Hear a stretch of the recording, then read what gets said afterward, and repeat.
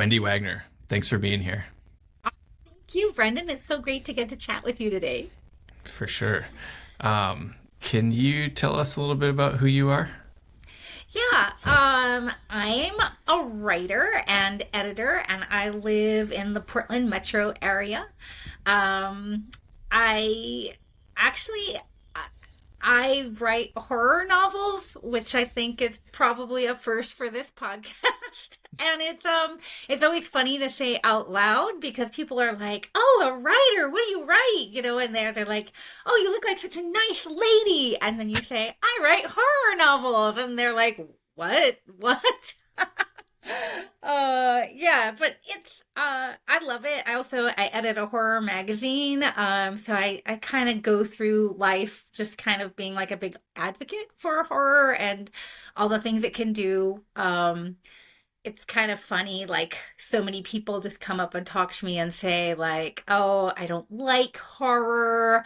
I don't like just the gratuitous violence and blood." And I'll be like, "Well, in high school or college, did you have to read The Metamorphosis by Franz Kafka?" And they'd be like, "Oh yeah, that's an amazing book." Like that can fall under the purview of horror, right? Like because horror can do so much more than just like be scary. It can be a great way to interact and grapple with like all of the darker side of the human condition, whether that's, being really depressed, like Franz Kafka's main character in The Metamorphosis, or being scared or being angry. And I feel like it's a genre that's really fun because like on one hand it can allow you to like safely engage with like these feelings that are terrible, right? Like when we have them in real life, it can be paralyzing, overwhelming, and just awful. But if you're like reading a short story, you've got 10 pages of it, and then you're done. And you're like, "Oh, hey, that's not so bad. Like I can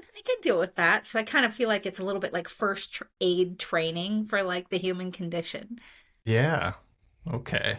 Yeah, and like I read your last book, even though do not read or watch horror movies. I don't watch horror movies. I don't read horror books. But I was like, Wendy's nice. I'm sure I bet I can handle this. She doesn't seem like she's ever killed anybody in a violent manner. And it was, almost felt like to me, I was like, oh, I don't know what I was so scared of. This is like a lot more science fiction-y.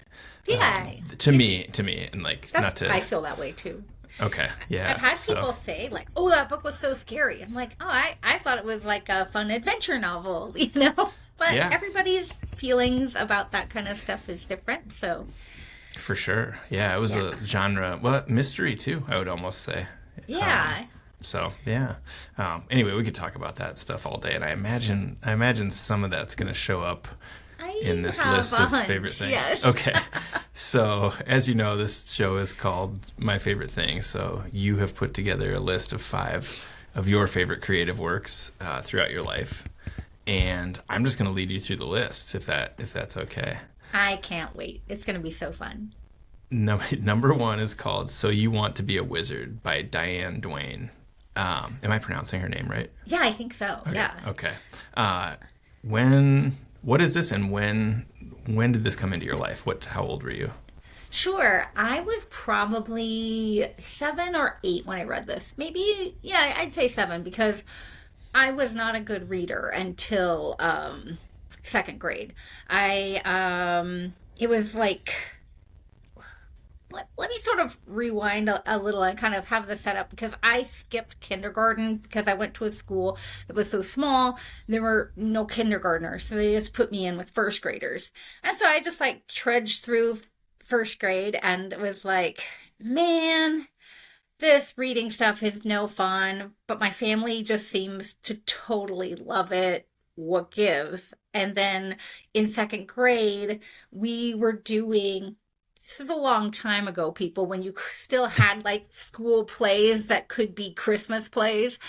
So our school did the play of like the worst Christmas pageant ever or something like that, Yeah. which is a hilarious book, Yeah. which we read as a whole school. This is a really small school. There's like 20 kids in it at that time. Hmm. And so we all read the book together, and then we're trading for the play and like after hearing it, I picked it up and started reading it, and all of a sudden it was like something had clicked in my head and words just made sense for the first time. It wasn't just like slowly sounding out, like the just like painfully stitching together sounds to like make words.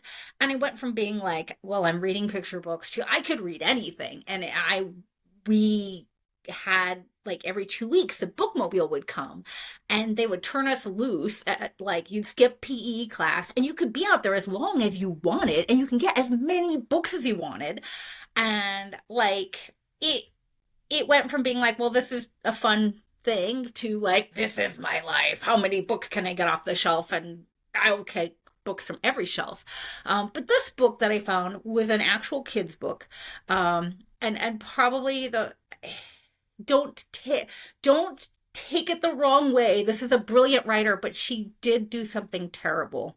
She was before she became a children's writer, she worked for Hanna-Barbera, and she is the person that created Scrappy Doo. I know most people hate Uh, Scrappy Doo, so I if was you're just one of wait. I was them, waiting. I was waiting for the bombshell to drop, and like, oh, okay, yeah, that's fine.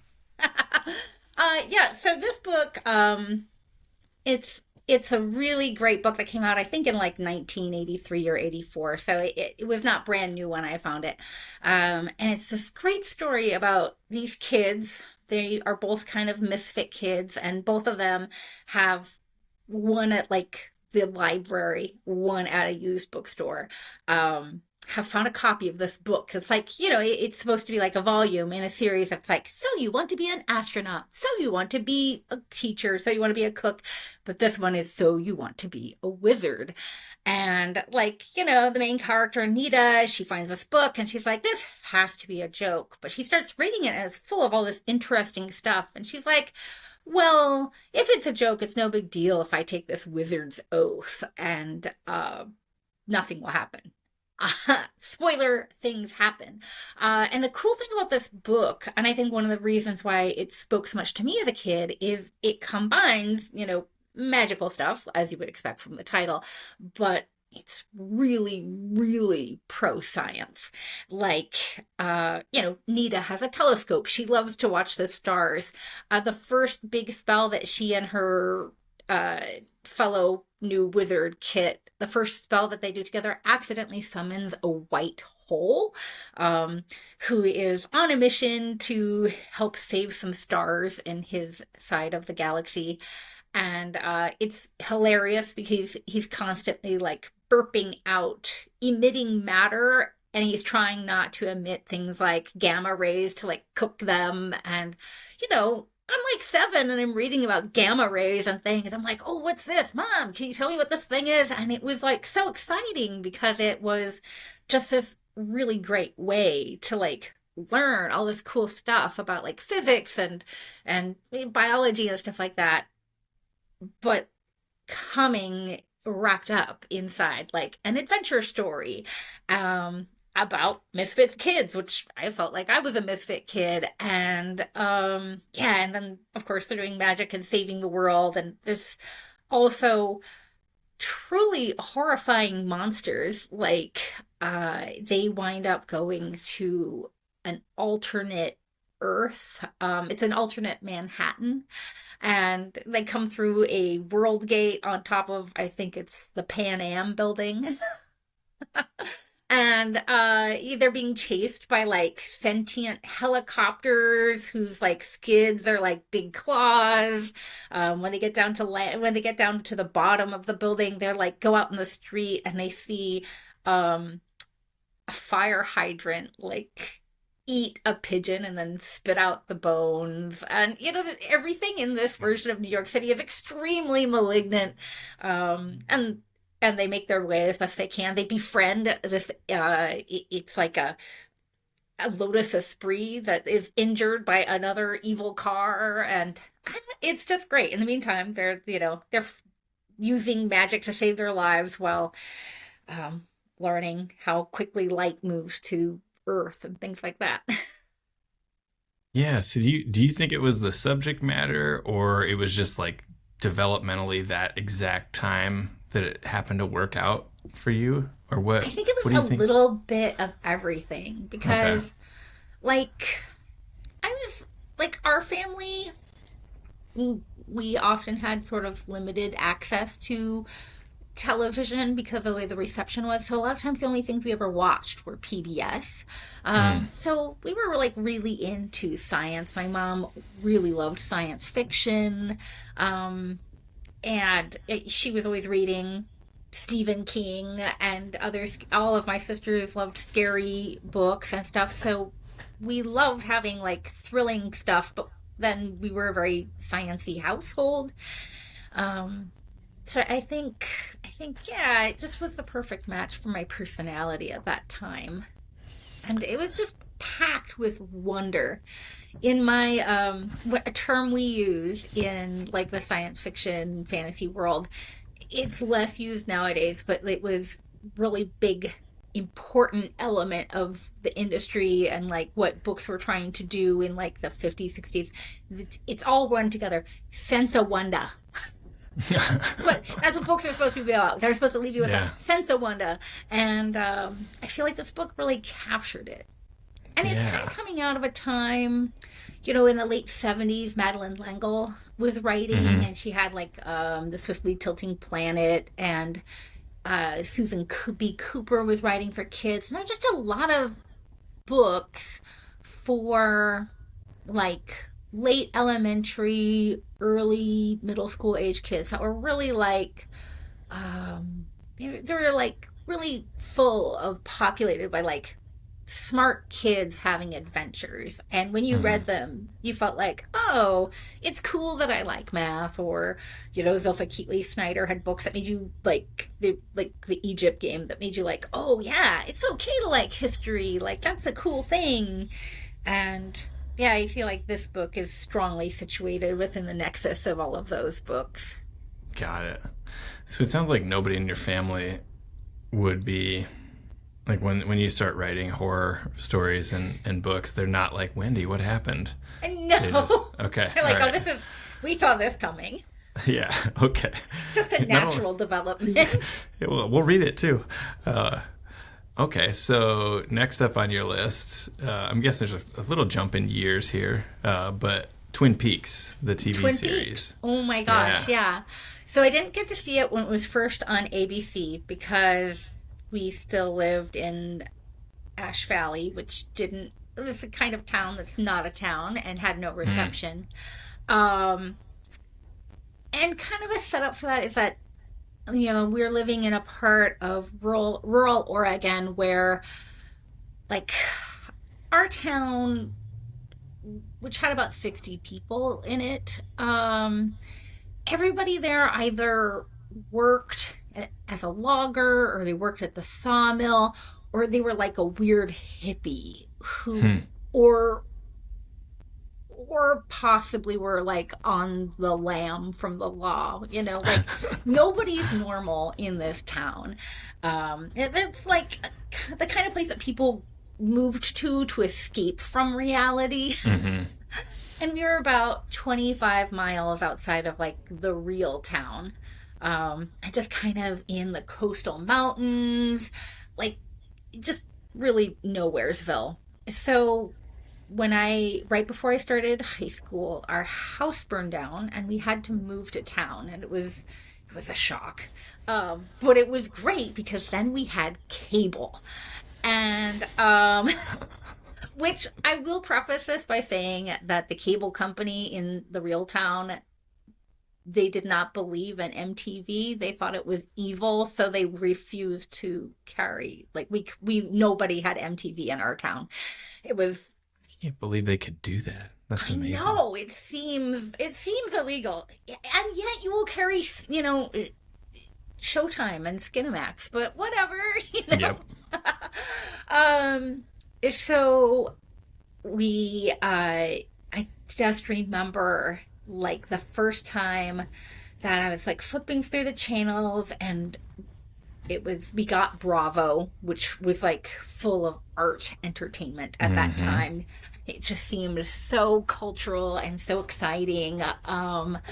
And when Twin Peaks was picked up by Bravo, they recorded these special introductions to each episode where the log lady sits holding her log and she'll say something that is usually semi like impenetrable and mysterious and just full, it sounds incredibly wise. And I just like, I hit the channel right at the moment and she's talking and I'm like, whoa, what am I hearing here, right? Like this lady's talking about like, we must ask why until the final knowing. There is no room for why. I'm like, wow, this sounds like deep philosophy. I gotta watch this show. And then it goes from this to like the credits with like a bird and a sawmill. And I'm like, oh, they're speaking my language. This is my métier, my milieu. Don't just comfort. I've gone from like the pinnacle of weird to the just normal. And then I was just sucked in. I was like, wow, this town is exactly like where I grew up. Like it's entirely full of just weird people with mysterious secrets. Only their secrets are interesting secrets. It's not just like, well, I went bankrupt, or something like that. These people, very dangerous and interesting. And that combination of just extreme normalcy with just that sense of the weird was for me absolutely captivating. And I just fell in love instantly. I just thought it was like the best thing I'd ever seen. Like for a show that ran 2 seasons, like it is incredible how much of a that latched on to people. Yeah. And like how many people like are super, super into it. So you're in high school, like this is teenage years when you're watching Yeah. this, Yeah. and you come from this town of weirdos. Did you think you were one of the weirdos, or did you think you were normal at that time? Well, this I assumed that I was normal until I went to high school on the first day, and then I was roundly informed by the other kids that I was, in fact, a weirdo. Um, I started high school when I was 12, and Wow. I picked out like the best possible outfit to wear the first day of school. I was like, this is a cool outfit. It is so cool. I had like these cream colored slacks and a red t-shirt and a fedora and like, white wingtips. All of these were from like the thrift store. And I was like, I look rad. And then I got to school and they're like, you can't wear a hat. What are you doing? Take off your hat. What are you wearing? And then it's like, my mom cut my hair and I was like, oh, I have this totally, I like had this idea for this great haircut. So, but mom didn't have those skills. So basically I just had like a really short bowl cut and I looked exactly like a guy who was on the football team. And then so I just spent like the next 3 years just brutally like picking on us for like looking like twins. I don't Oh know who man. was more offended, him or me. Oh, I was a kid that like other kids like took their backpack from like the locker room in PE and threw it in the garbage, and I was just constantly like the freshman year was just so horrible. It was So, really bad. not fond memories of high school then. Well, then my sophomore year, I made friends with like kids who like like new freshmen, and I became a drama nerd, and I found my people, and then high school was fun. Oh, It okay. was just that first year, just I didn't have any social skills, and it was a huge like learning experience. Yeah, in more ways than one. Yeah. Um, number three is Carr, O'Keefe, Kahlo, Places of Their Own by Sharyn, Rohlfsen, Udall. This book Yeah. came out in 2000. What year do you think you read it? I must have Or been 2000 or 2001. I had graduated from college, where I was a philosophy major with minors in music and literature. My goal was obviously to be very easy to employ. Um, yeah, that's practically an MBA, right? and I was working at a sheet music store, which is, I don't, you might find it hard to believe, but No, I know this. Portland Yeah, yeah. Portland actually had a couple of sheet music stores, and I worked at one that was like, um, it was the it was like the biggest sheet music store in the United States. Like it was like a big deal.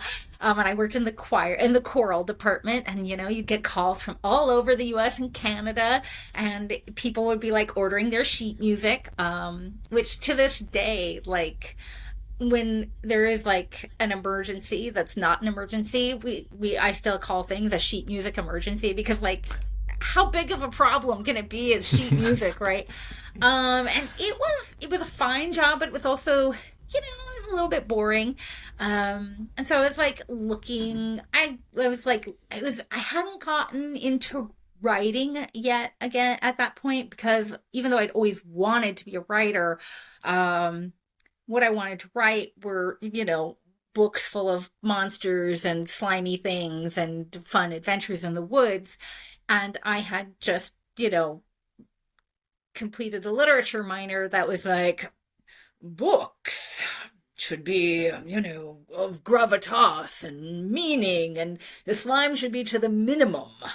And which is kind of funny, because it's like so much of like so many of the books that they actually like assigned us to read were like science fiction. It's like Ray Really? Bradbury, a great Yeah. science fiction writer, and you're reading like Fahrenheit 451. 451, and it's like that's a fine reading. You're reading Stanislav Lem, and I mean, there's so much great science fiction that is recognized as literary, but if the author is still alive, or doesn't have a degree, there's so much doubt on there. I think it might be different nowadays, but Mm. definitely when I was in school, it was frowned upon mightily. Um, but yeah, so I was looking for ways to expand my cultural experiences, and I was going to the art museum and taking advantage of all the Portland culture I could. And I got really interested in art, and I was interested in Frida Kahlo because I didn't know anything about her, until one day I went to this really great Mexican restaurant in town. It was like, it at the time it was too small to have a bar.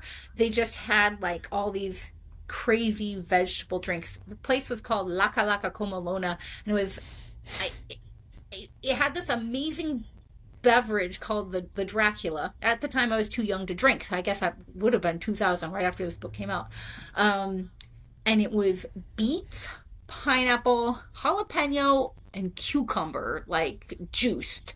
And Hmm. yeah, it's delicious. It's very healthy. Uh, and it was also the first place I ever had a tortas, like the delicious like football Hmm. size Mexican Oh yeah. sandwich. I was like, this place is like paradise, but what are all the weird pictures on the wall? And like, who is this weird lady with one enormous eyebrow? And so like, it was because of the posters on this Mexican joint that I like learned who Frida Kahlo and Diego Rivera were. And so I was like, of course, I got to get a book from the library. And there was this book in the at the Central Library in downtown Portland, and it was called Carr, O'Keefe, and Kahlo. And so I checked it out, and I knew who Georgia O'Keeffe was, but I think to this day most people probably, if I went up to them on the street and said, "Do you know who Emily Carr is?" I think 99.99% of all people would not. Um, and so, like, the mix of these three artists was so riveting to me, because um, at their time, Emily Carr was the most notable female painter in Canada. Georgia O'Keeffe was the most notable female painter in the United States, and Frida Kahlo was the most notable female painter in Mexico. And they aren't exactly contemporaneous, but they all were alive at the same time. O'Keeffe and Kahlo met each other, and O'Keeffe and Carr had they communicated. They were like they had some letters exchanged, and like Georgia O'Keeffe, she grew up, I believe, in West Texas, like really middle of nowhere ish, before she like moved out of there and went to New York and got sucked into like the art life like that we would know of. Um, and then like Emily Carr grew up on Vancouver Island. She lived in Victoria, and like I think her dad was a doctor, and she was just really, really interested in Indigenous people, in what it meant to be a Canadian artist. Like at that time, Canada, even in the 80s, like Oregon was a backwater, right? Like nobody would, Mm-hmm. you wouldn't go to Portland for any reason except like maybe to go school shopping. You certainly wouldn't go there to look for culture. I remember when my sister was, who is 10 years older than me, she was a foreign exchange student. And she was in England and ran into like people from our own East Coast, and they said, "You're from Oregon. Like, aren't you people still hunting Indians back there?" And she was like, "What? What the hell?" So like even when I was just a kid, like it felt like living in a colonial backwater. So as soon as I read about Emily Carr's like experience of being like, wow, we are a colonial backwater. This is like 1910, 1912. And so her story was extremely resonant. Also, she was kind of a crazy cat lady, which appealed to me. Uh, and then, of course, Frida Kahlo is like, she was completely immersed in like the cultural hub of her nation, but like we have like American artists and European artists have like such different perspectives of like what Mexico is like compared to people who live in Mexico. So all three of these women are like dealing with like these,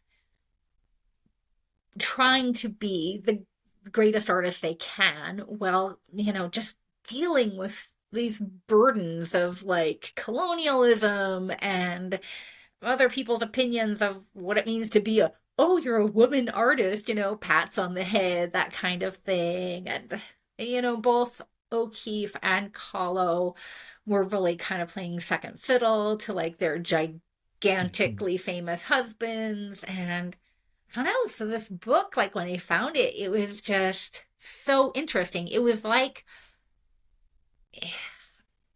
of like each one of them was like the star of their own kind of Twin Peaks-esque soap opera, and they're just like being the weirdest possible person they can, uh and just trying to get be themselves in a time when that was just so hard. And I think I felt that because I really really really wanted to be like writing my weird things, and I felt like I couldn't like write my weird things. So it was great to like have these historical women just being great role models. So I find like a lot of times when I feel stuck or stymied or just kind of like the well is dry, I like to go back to visual arts a lot. Like I feel like checking out books about art from the library, like that became something really important to me. And this is the book that kind of started that for me. It's just like just delving into the lives of other people in the arts, I think can be so restorative and empowering. And it reminds you that you're part of like this bigger legacy of human creation that you can kind of lose, you can lose track of that, right? Like Like, you get so focused on, oh man, I'm struggling to get published, or oh man, getting ripped off by AI, or whatever like that. And it's like, oh, there's always been crappy. There's always been people making the poor decision to try to make a living through arts. Yeah, exactly. Yeah, and they struggled too. What is the do you have an idea of like what's the timeline between you reading this book and feeling empowered as like both someone from, the Pacific Northwest and a woman and an artist, who wants to do things that you say are weird. Um, what was the timeline between reading that book and you kind of starting to like experiment or write the stories you wanted to write, or maybe it already happened before you picked up the Um, book? I did get a little sidetracked because I thought maybe I should try the visual arts, which not really, no. But yeah, yeah, I wrote my first novel in 2004. Um, so Not and long. I Wow. yeah, Yeah. it took a little while to just I between like getting I tried a lot of other things. Like, I got really into clothes making. I got really into, and then I had a kid, and so there was just like, it was a turbulent time of trying a lot of different things and trying to decide, like, am I going to go to grad school?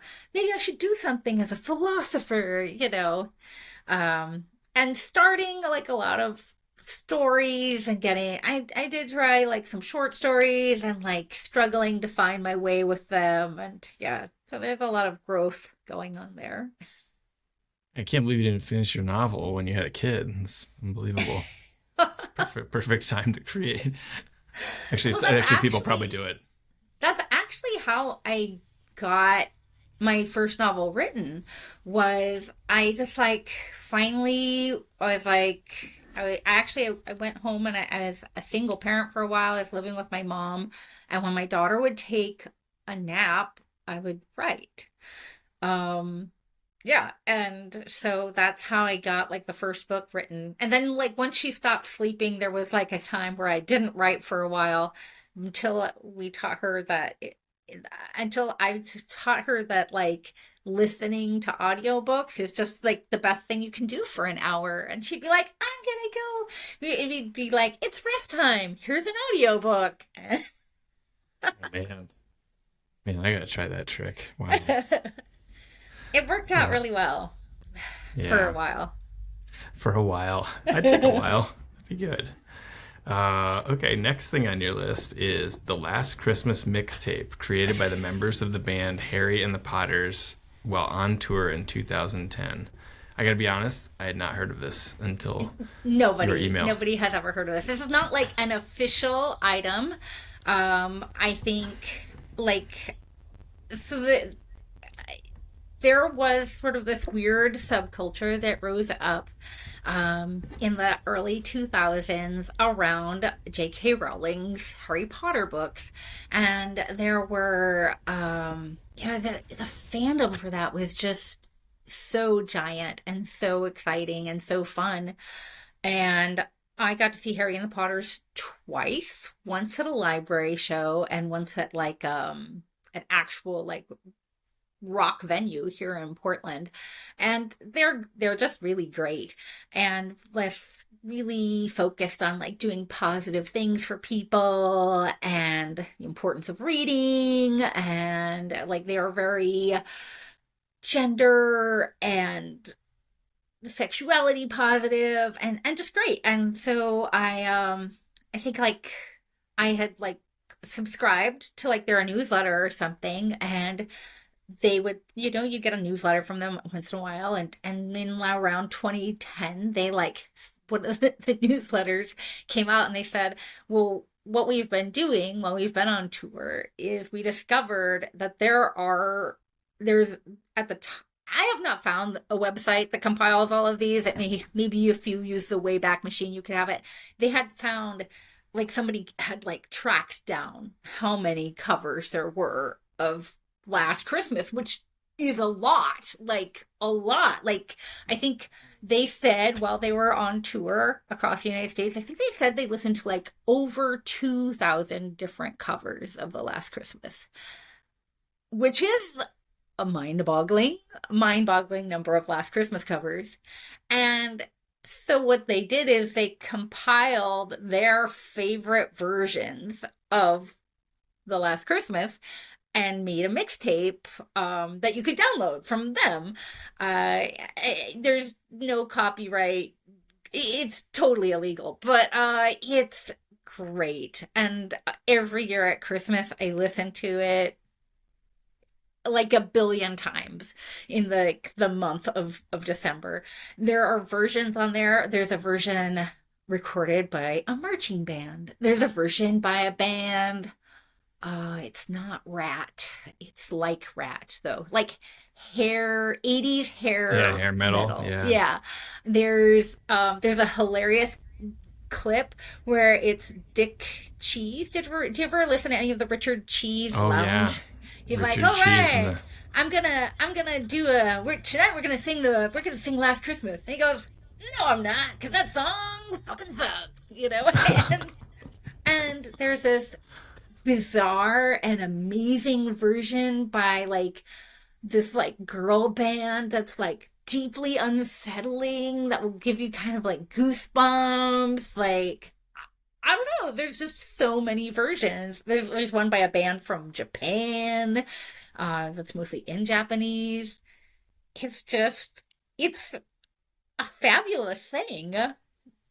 So I have questions. This is you're talking about the song "Last Christmas" by the original was by Wham, right? Yeah. Okay.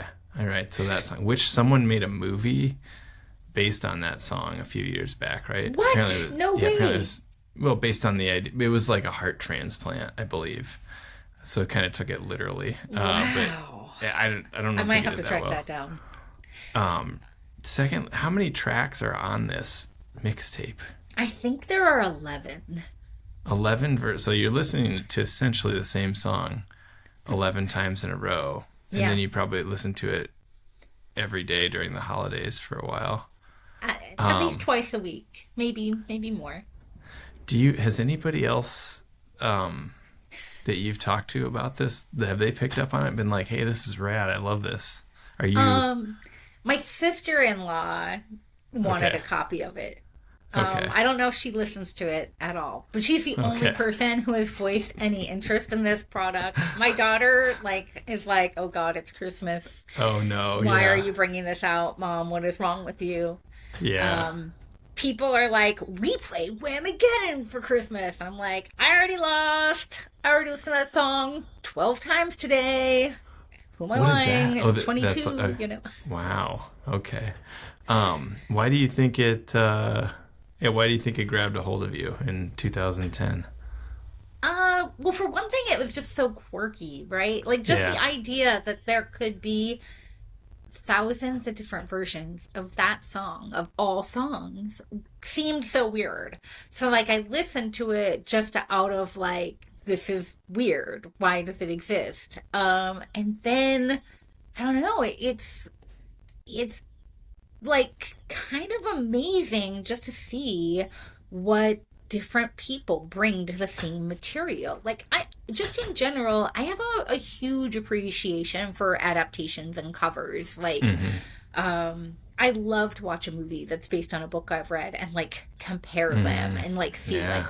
how you say the same thing in a different language, right? Like and what comes through and what doesn't. So I think I just naturally have a deep interest in that kind of thing.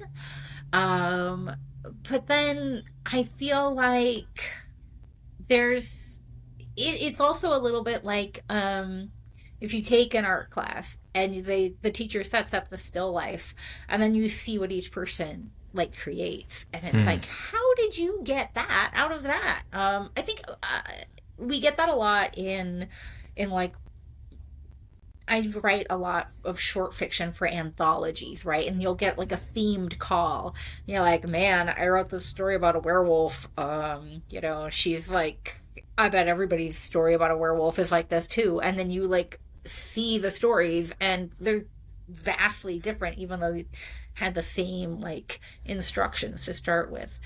Um, it's I don't know. I think it's like such a testimony to like the power of creativity and just the uniqueness of like the human voice and human experience, that you can take the same notes and then like just have completely different tone and vibe, and it almost has like a completely different meaning, like the way that different people come at it. It's I don't know, it's cool. Yeah. Yeah, halfway through you talking about that, I remembered that I have this YouTube playlist. It's a private thing, but it's all covers of the Misfits, Astro Zombies, Oh which wow. is a fun one because it's like there's like a Hawaiian guy, doing this like very. I think he's playing on a ukulele, and but there's just like endless, and there's like metal cover, and then like acoustic guitar, and it's yeah, so it's phenomenal. Have you searched out covers of any other songs in that way, or is it uh, just Last Christmas? It's I am kind of obsessed with covers of Running Up That Hill by Kate Bush. There Yeah, are okay. a lot of them out there, like a ton. It's really fun. And Season of the Witch, originally by Donovan. There's a lot of different versions of that are really Oh good. yeah, okay. Yeah, oh, that's fantastic. Yeah. um okay, last one. This is our first board game, I believe, on this podcast, so let's go for it. Arc Nova, tell us about this board game.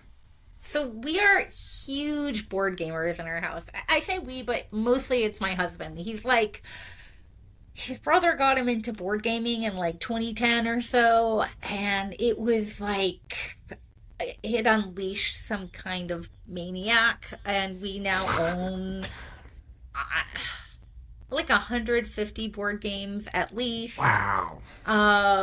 And like every he tries every year to organize like a 2 to 3 day like gaming event at our house, where people just like come by and like play board games all weekend, and basically you just like trained all of our friends to like board games. And so anyway, we play a lot of them. And I'm kind of terrible because I tend to like board games that I can win. Like that's usually like Hmm. a primary thing. It's like, oh, I like this game because I can win it. Uh, or the other two things that I really like in a board game are if you can make really silly noises to go with it. Like for example, if you've played the game Ticket to Ride, it's really fun. You build your train, and I like to say chugga chugga choo choo. Like that makes the game more fun, right? Or if we have another game called Survive, where like whales can come over and knock over your boat as you're trying to escape Atlantis, and I like to make crazy whale noises. So that's a good addition. The other thing is if it has anything cute. Um, this game Arc Nova, you are trying to create a zoo. So there are all these cards that you can select from, and there are pictures of cute animals. And which to me, all animals are cute. We just watched, what did we watch? Oh, we're watching the old TV. Old by it's like 2015. There's a show called The Strain, and there's like a weird worm monster they're looking at, and it's all like, and I'm like, oh, it's kind of cute. And my family's like, yep, that's you, all right. I like creatures. They find them interesting and enchanting, even if they're slimy or fangy or things like that. So I love this game because it's like, I mean, there are some really cute animals. Like there's this dusky leaf monkey. It's a New World monkey, so kind of like a spider monkey looking guy, but he's got like a little white fur on his lips. So he looks like he's got a cute white mustache. It's very charming. That's my favorite. When that guy comes out, I always say it doesn't matter if you win the game or not. If you built them, if you got to like have a home for the dusky leaf monkey, really it's like you won the game because you built the cutest animal. Um, Yeah. yeah, and it's just a really fun. It's complicated without being like, we have some friends who are like, we play war games and it takes 17 hours to play one game. Or, I mean, there are some really long, complicated board games.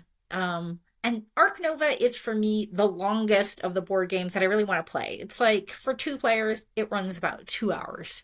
If you have 3 players, it runs about 3 hours.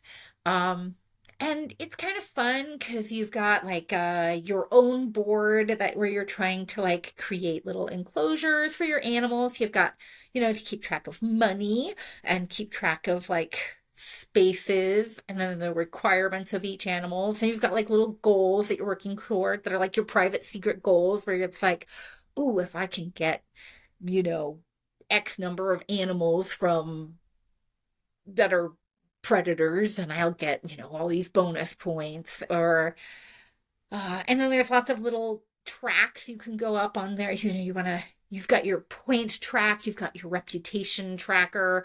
So it's like how smart your staff is. And it has this other fun track that you can go on, which is like to keep track of like the time of the game, I guess. It's the coffee break track. So you're moving a little coffee mug around to keep track of how many turns you've taken. And you've got a game that combines cute animals with coffee, which are the two greatest things that have ever existed on our planet, in one fun board game. How often do you win? Uh, you know, it's probably 75 to 80% of the time.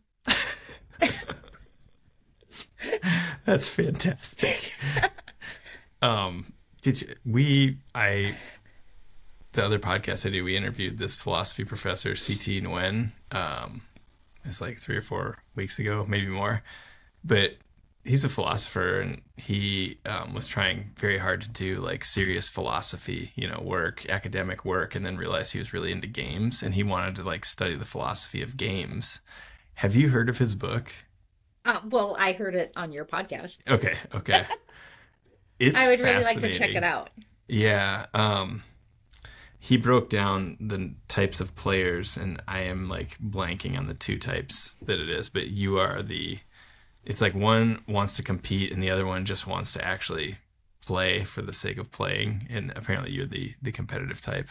Um, Which is weird because I'm not really like a competitive person. I guess I just like to I don't know. I like to feel like, "Oh, you've done a good job. You get the reward of you won." yeah, yeah. Well, I mean, he'll explain to you why that is, and like what it's really like this the fact that you don't it's kind of like you don't want to be that person in your everyday life, but games allow these parameters and a safe space for you to be that person and Yeah. try that out, but then you can put it away when it's over, Yeah. I it's think a that's it's a fascinating important. read. Yeah, for And it sure, makes for sense. sure. Like, to me, that speaks of, like what I was saying at the beginning about horror. Like, that it's like a realm where you get to try out, like, the things that maybe in your day to day life you might shy away from. But it's like, in a like a horror video game, right? You're like, yeah, I just, like, took down that zombie. Roar. Or in real life, you'd be like, oh dear, no, I. Is the zombie okay? Yeah, like Exactly. right. What a cute zombie. Yeah, Let's take care right. of it. For sure, for sure. That's what everybody says. I'm looking at this Absolutely. board game online. I'm like, this thing is $75. Arc Nova. They are Uh, so expensive. Are they like? Is everything like that nowadays? I don't even know. I'm not even. There are like I met this like cool couple. They were amazing ultra runners, and I said that we kind of liked board games, and her husband's like, "Oh yeah, I'm gonna get this. I just bought this game," and he's talking about it, and I looked it up. It was $300 for a board game. I don't know. Did, We one of the things about Portland, it's a very nerdy town, so we have a lot of board game stores, and they also like secondhand games. yeah, So yeah, that's usually we pick up a lot of our games that way. Or yeah. also like for the holidays now, people are like, well, we got John for Christmas. He wants board games, so we'll give him like board game bucks. So that also is that like, if we do get a new game, it's probably because of that. To add to your stockpile of 150. Um, I had one more question I was going to ask. Yeah, like, do you think, does it ever strike you that, that board game designer is a job and like, I believe it works somewhat in the same way as the book publishing industry works. Like, do you think we should have done something different? Like looking at the prices of these games, like $75 per game, you must be clearing like, Oh no, what are your no. royalties on that, you think? I've actually like done like some work in the gaming industry, and Okay. I mean, you do probably get royalties off of stuff, but board games are so expensive to make because they have all these little fiddly bits. Ah, Tariffs impacted them horribly in okay. recent years. So yeah, like the amount of profit is actually even lower than books, I think, Oh, okay. Great. because Oof. of the stuff. Yeah. Okay. All right. Yeah. Okay. Um, that's so fun that we start with books and end with board games here. Um, why do you think this sort of thing is like you said that your husband got really into games, but is it important as a family now for you and like who you are that you do Um, these sorts of things? I think sort of. Our daughter, like my husband tried to get her into games, and she's just like, no, that's junk. No. Uh, but yeah, like I think for us, it's sort of board games are really sort of a glue that has kind of helped us connect with pretty much all of our family and friends as yeah, something that really helps us just like be together. Mm-hmm. And it's just a huge part of our like socialization and just a it's just such a nice way to do something fun together. Because it's Oregon, it rains a lot. You need something to do inside sometimes. Yeah. Yeah. Yeah, you're right. It's like his third thing you're doing that's not watching TV or something where everybody's actually present and that's Yeah. that's a great way to look at it. Well, hey, I think this is perfect spot to end. Thanks so much for doing this. This was super fun having you on. This was a blast. Thank you.